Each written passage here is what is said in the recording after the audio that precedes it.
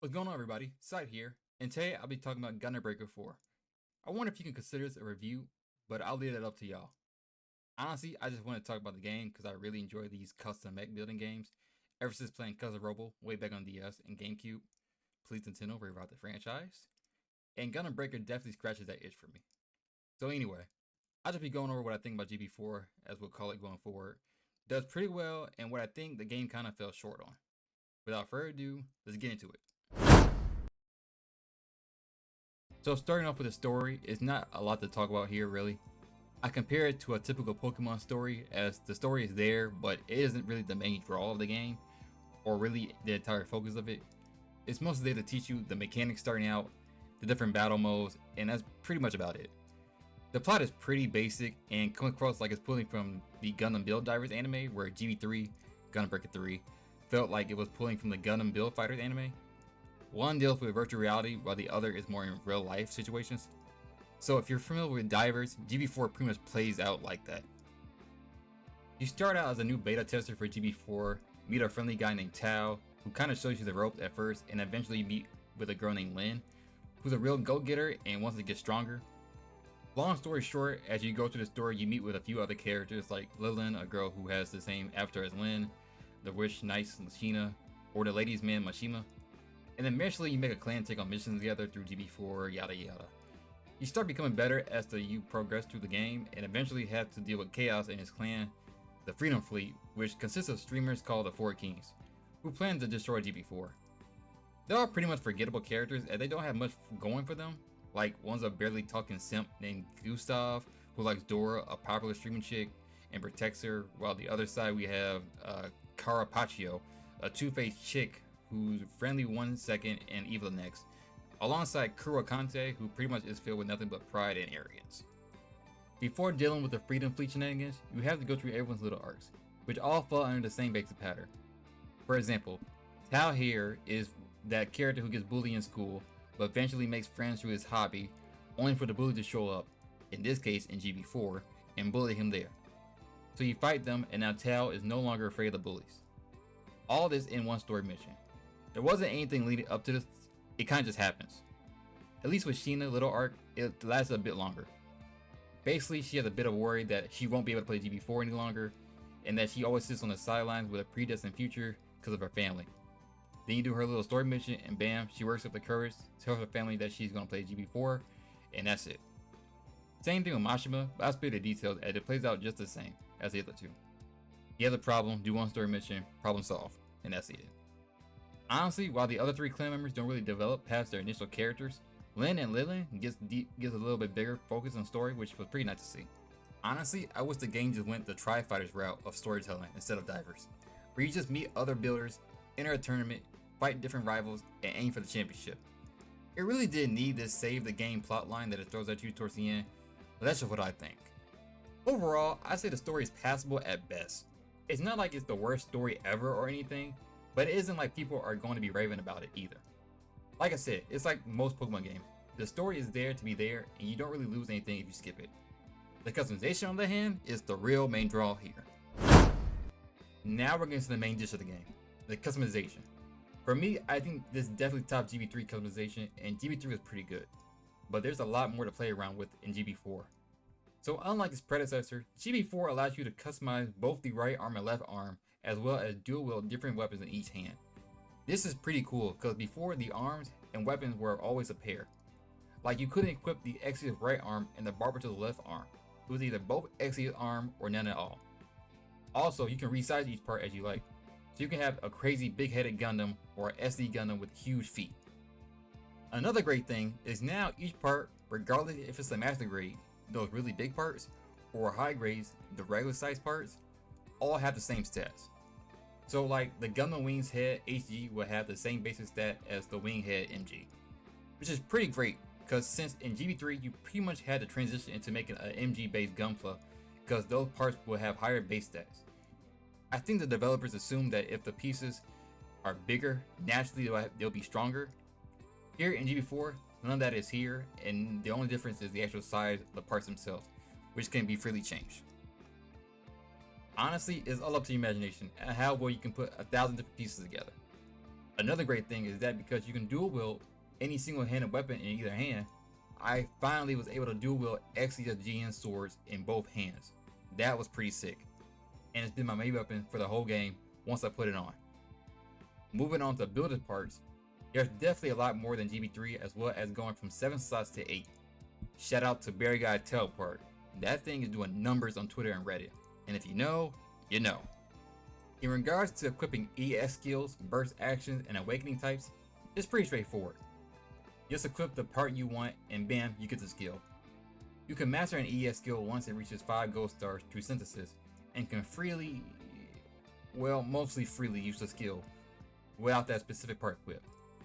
There is some issues with this system, but I'll explain that later. Also, photo mode and diorama mode are pretty cool too. It's nice to go into diorama mode and build like your Gunpla very own box art. I had fun with that, trying to get the right angle and all the parts in line. I will say it was annoying when it came to rotating pieces, but that's probably just a me thing. Overall, customization is a blast, and once you hit endgame, I'd say this will mostly take up a majority of your playtime, more so than actual battling. But man, I have seen some crazy builds over on Twitter. I've seen Cypher the Sky Dragon, various Pokemon, Dark Magician Girl and Dark Magician, Digimon, like there's a ton of Animons out there. I've seen Mega Man characters and some crazy cool original designs, as well as some spicy designs, if you catch my drift. Hey, what did the Majin say? Gunpla is freedom, am I right or am I right? Right, so if customization got an upgrade, then of course, if Full Metal Alchemist taught us anything, you have to have equal exchange, and well, GB4 gameplay is kind of okay. It isn't like it's bad, but there is definitely a noticeable dip in quality when comparing to GB3. I'll say my issue with GB4 for last though. Moving back to gameplay, in GB4 you can control both your weapons individually, so you'll be pressing one button for your right-handed weapon and the other for your left-handed weapon. This applies to both melee and ranged weapons, with the ranged weapons having their own individual gauges instead of being tied together like in GB3. When it comes to melee combos, they're pretty basic honestly, with every weapon in that category doing the same basic string of attacks. Unlike in GB3, where some melee weapons would have different heavy attacks that no longer applies in GB4 sadly. But it does for ranged weapons, which is odd. Melee weapons also have their own unique traits to them. For example, a hammer weapon breaks guard more easily, while a saber weapon has the option to ground break Gunpla once all the parts are destroyed. So it's up to you how you want to use each weapon and which one fits your playstyle. Moving on to the hit bonus and break bonus meter to the right of the screen here.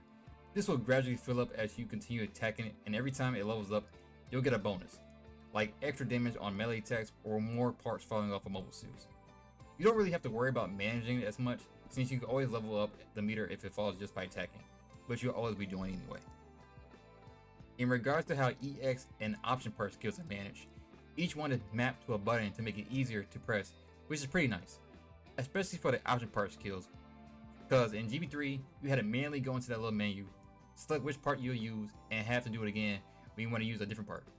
Here in GB4, you just hold R1 and press one of the 4 button faces and you're good to go. There is one issue I have for me personally that I'll say right now, since we're talking about OP skills. And that is, for whatever reason, they changed it so OP skills will now have a cooldown. Where in GB3, if the skill wasn't like a funnel or a ranged weapon, you could use the skill without any cooldown. It made stringing combos together feel a lot more fast paced. Of course you can put abilities on your Gunpla to lower OP skills and ES cooldowns, but I wonder why even make the OP skills and have cooldowns to begin with. When it comes to game modes, you have the usual like monolith and team battle that you've seen in previous game modes, as well as fighting giant boss enemies in modes like suppression. And speaking of giant boss enemies, let me say this. Personally, I hate fighting them, because A, locking onto them is annoying, because the lock on will switch constantly between the individual parts, even if I set it to only stay on one part. And B, the NPCs are pretty useless. And that goes for every game mode. I'm not going to say that GB3 NPCs were the greatest helpers or anything, but in GB4, you're basically fighting alone. It's like the game is forcing you to play multiplayer, because at least then you know another human is behind the wheel actually help you fight to clear the mission. Overall, I think the combat and gameplay is fine, but there are definitely a lot of personal issues that I need to address, which we'll get in right now. Alright, So here's where we get into my dislikes and what I think really brings GB4 down in my opinion. The game is great and fun to play, but I feel like a lot of effort went into the customization side of things, and the overall gameplay had to make a few cuts, either because of budget or time. Because it's very clear that the team that made GB3 back in 2016 wasn't the same as the one that made GB4 now in 2024, even though it's developed by the same company, Crafts and Meister. I guess the difference between two games being 8 years apart really shows. Anyway, getting to my issues with the game. Let's start out by talking about the EX skills, shall we? EX skills are very lackluster in GB4, for the most part. If it isn't a very unique skill like the aerial shield EX, then they're reusing animations. It's very noticeable on melee skills, especially since a beam sword EX will look exactly like a knife EX skill. So in all honesty, mastering EX skills isn't as much fun compared to GB3. Continuing with EX skills, using masteries will completely lock you out of using other skills for no reason. So if you're using a body EX skill, any skill related to that body can't be used till it's done. Likewise with other parts. It's a really weird design choice. Following up on that, there's no general EX skills like in GB3. There's no unique saber, twin sword, melee, rifle, bazooka, EX, none of that. That goes in the comment tab. Just repair. You're not firing off beam slashers or raining down bullets anymore like you did in GB3. In GB3, you have a set of EX skills that correspond with the weapon you're using, and as you level up that skill, a new one will unlock, which is either a new or upgraded version of the previous one. This goes for every weapon type, and once you master that skill, you can still use it even if you're using a completely different weapon. But unlike in GB4, you aren't locked out of using any other your weapon skills. These were just general EX skills that weren't tied to any mobile suit, and I feel that GB4 really lost something here by not including them in the game. Trance skills no longer get unique music from the anime they originated from when activating burst while trance is activated. Example, using trance AM while bursting would change the music to Sessuna's 00 Roger theme, or using the Freedom Backpack while bursting would place C music.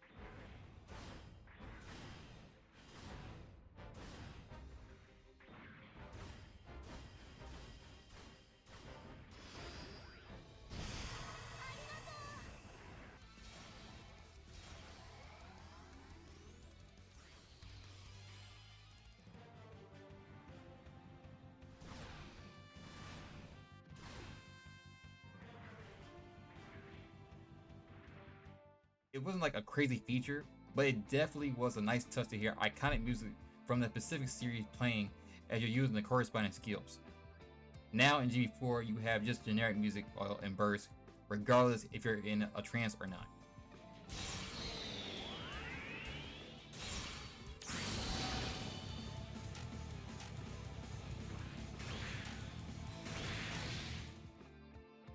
Also, some backpacks lost their unique visuals. Like the 007G and Riser backpacks don't have the rings behind them anymore. And also, you no longer phase in and out like you did in GB3 when using Quantum Trans Am. Also, build burning flames don't become wings anymore when you're moving around while the flames are out. It's not the craziest thing in the world, but small touches like these I feel do matter when immersing yourself in a Gundam game. Small thing, but in GB4, GM particles can no longer have their color change like in GB3. So for example, in GB3 I have these orange GM particles coming out from my gunplay right now. And if I were to, I don't know, change the glow to pink, now the GM particles will be pink. It's a really nice little touch to personalize your gunpla if you're using any of the mode suits from Gundam 00. But in GB4, it doesn't matter what color I change the backpack glow to, it will always be green, which really sucks. Another small thing, but there is no more rideable vehicles like in GB3. It's not a big deal, but it was something fun to have when it popped up on stage, or to kick an enemy off of it and take it for yourself. Like, it was cool to just hop in a mobile wheel and fire at your opponents, or just flat out run them over. You would think that GB4 would have this, but nope. For whatever reason, they decided to cut this out. Like I said, it's just a small thing and it isn't the end of the world, but I feel like we're just really missing out on silly fun factors like these in the game when they're gone. Alright, so this is definitely an issue we need to talk about. Changing most Mobile Suit optional skills into EX was a weird decision. Like the 007G's option parts are all EX now, when in GB3 you could use the whole kit by just the optional parts alone. I'm talking about the backpack and legs, which still has probably the most optional parts out of all most mobile suits in the game. And with them being EX now, are all under cooldown, plus you can only use 4 of them at a time. Which is actually a problem, you'll really only be using at most 2, maybe 3 of them, because you have a slot for what? Trans and repair. So you're down to what? 2? On top of that, they made them use the exact same basic animation. ES skills have a very big problem when it comes to animation, as they all mostly look and function the same. Like, there really isn't any reason for you to put on 2 katana builder parts to use the dual katana EX when you can just master the red Azure legs and get the exact same skill, only named differently, free of charge, only at the cost of your legs turning to holograms, and lock you out of any other leg skill you have on you. Both EX are literally the exact same. It's really just a matter of you going to use master skills to use more builder parts at the cost of being locked out of other skills, or use more builder parts but being able to use all of your skills mostly without being too restricted to use other skills. Another big change from GB3 to GB4 is that weapons having status effects like prominence and freeze are gone. In GB3, every weapon, both melee and range, will have an elemental effect attached to them at some point once you progress further into the game. We have prominence, aka fire damage, freeze, which was ice, pulse, which was electric, and dissolve, which was poison. Think of it like any other RPG you play. As you continue to attack with a weapon that had elemental effect, the opponent will eventually get debuffed, like burn or poison damage that will eat away at their health, or will be frozen or paralyzed in place, leaving them open for attacks and any longer combos. It was a really nice touch and added another layer to you building your mobile suit to fit your personal playstyle. Here in GB4, there is none of that. No elemental effect, just your regular basic attacks. When it comes to combat, the mini boss and boss enemies, not the giant bosses, all back away way too much. I would have to use some type of grappling option part to constantly have to drag them back to me, which was really annoying when I had to play tag with these guys the whole match because they just wouldn't want to throw hands with me. This is just a nitpick, but going from 7 builder parts in GB3 to only 8 in GB4 feels like a bit of a letdown. I wish it went up to at least 10, especially since OP and ES skills require 2 of the same exact parts to be used. Like I mentioned earlier with the dual katanas, you have to have 2 equipped to use the ES skills, or 2 oscillating blades to use that ES skill. So you're giving up 2 slots most of the time, which isn't great.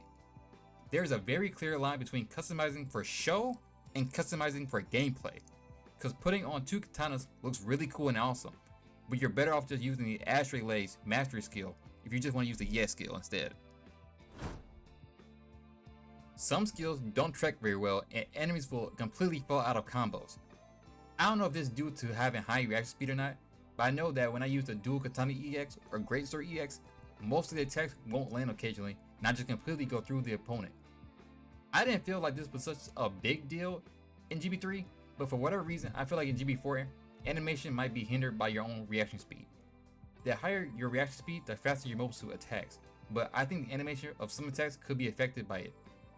I know that your range attacks are actually hindered by you having high reaction speed, which is odd. Melee weapons used to be able to have slight variations in GB3, but this only applies to guns now in GB4. I'm guessing the change was due to now be able to use dual wielding, but I still miss it for melee. 2 of the exact same katanas could have 2 completely different heavy attacks in GB3, for example. Or 2 of the exact same axes can have different attack combos, like one having an extra kick in the end, or 2 more hits to a 5-hit combo making it 7 now, compared to the axe that only has a 5-hit combo on. It's just little touches like these that really made GB3 great when it all comes together in the end. Okay, and lastly, this probably isn't an actual issue, but it is something that I feel the series needs going forward. And that's to make burst attacks feel more like a spectacle. The big move you pull out only when you fill up enough meter and let your gunplay go wild. You see, go from GB3 to GB4, burst attacks didn't really get anything cool. If anything, I say they got a downgrade. Like, compare the GB3 Quantum Burst to GB4's, and you can tell it has a low priority. GB3 is significantly longer and has more flair in comparison to GB4. But moving past that, I feel like burst attacks should be a lot cooler. It's been 8 years between these games, and this all they have to show for it. I think if we were to get a Gundam Breaker 5 in the future, burst attacks should really start looking like special attacks from the mobile game. Gunpla Battle Warfare has some insane looking special skills. Like the aerial ES skills look far better there than the one we have in GB4. You can have that be like a burst skill if you had the shield equipped. Or look at the Bill Strike Galaxy Cosmos special backpack skill. This looks amazing. Having both Gunplas fight like they're in the anime is crazy looking. This is the level of burst skills we should be getting to or striving for, especially with a console game. All the cool tech that the mobile game has should have been a baseline of what GB4 should have been striving for. And it's not like I'm saying every mobile suit should have their own unique skill, but like the obvious ones like 00, Wing, Bale, Lupus Rex, etc. should be getting a bit more special treatment, am I right? Like, let me have a cool anime cutscene for special attacks, please. So in summary, I think the story is passable at best, and you won't lose anything by skipping out of it entirely. But the voice acting is solid, and it was nice to hear a few familiar characters speaking English. At least for me. Customization is the big selling point of the game, and I say you will get a lot more mileage out of just customizing dozens and dozens of mobile suits. The gameplay on the other hand is pretty basic, with lots of things removed, stripped down, or not implemented very well, like ES skills for example. You already heard me list a bunch of my other issues and complaints, so I won't go over them again this time around. But basically, if you want to go fully all in customizing and showing off your designs, then GB4 is your game. If you want to have a bit more in-depth gameplay, then play GB3 instead. That's my major takeaway from the review kind of video. So enough of my ramblings. Do you agree or disagree with what I said? Let me know in the comments below. And while you're down there, let me know what kind of mobile suits you guys are making by dropping them underneath my Gundam tweet over on Twitter. Also, if you like these type of videos and reviews, be sure to subscribe to the channel so you can see even more videos like these. Please leave me a like on your way and down in the comments, and I'll see y'all in another video. Peace.